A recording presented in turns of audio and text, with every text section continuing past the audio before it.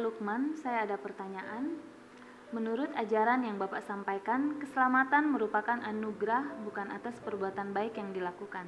Akan tetapi, Matius 25 ayat 34-40 memberikan pengertian bahwa perbuatan baiklah yang menghasilkan keselamatan.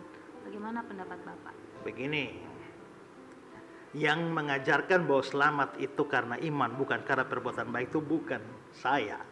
Ya, maksudnya saya memang mengajarnya, tapi itu sumbernya bukan dari saya, sumbernya kitab suci.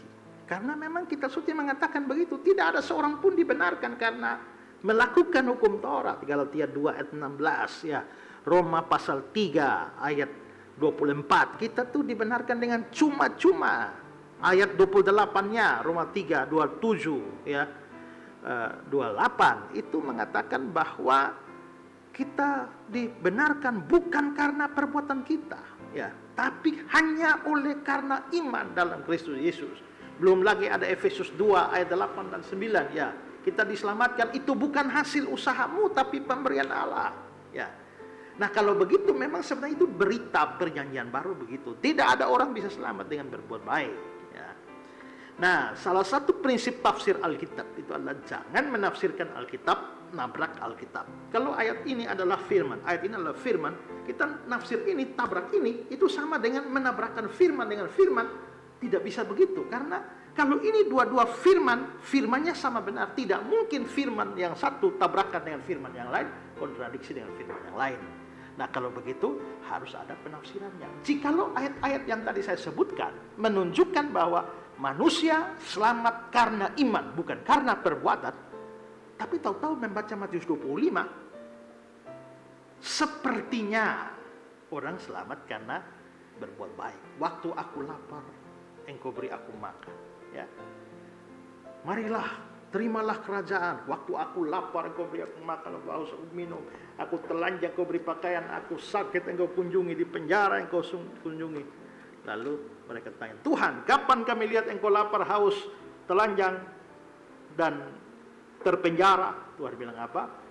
Ya, semua yang kamu lakukan terhadap orang-orang yang sengsara, yang susah, itu kamu lakukan untuk aku.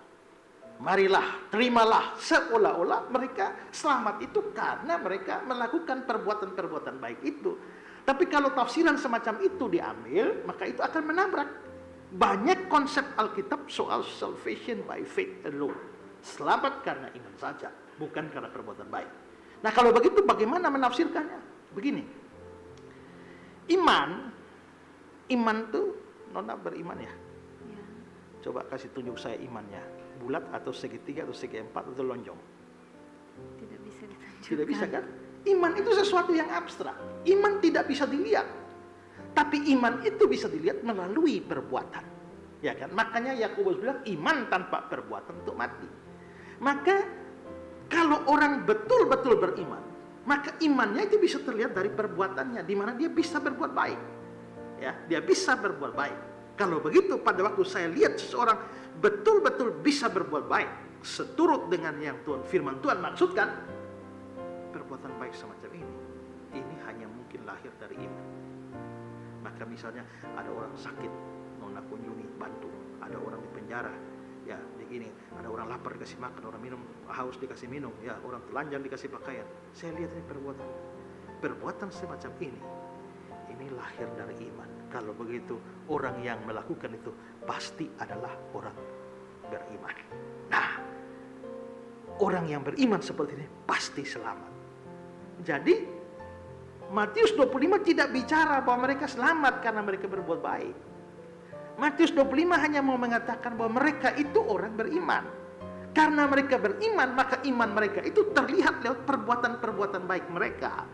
Dan karena itulah mereka diselamatkan. Tapi diselamatkan karena iman yang diwujudkan melalui perbuatan baik itu, bukan perbuatan baik yang menyelamatkan.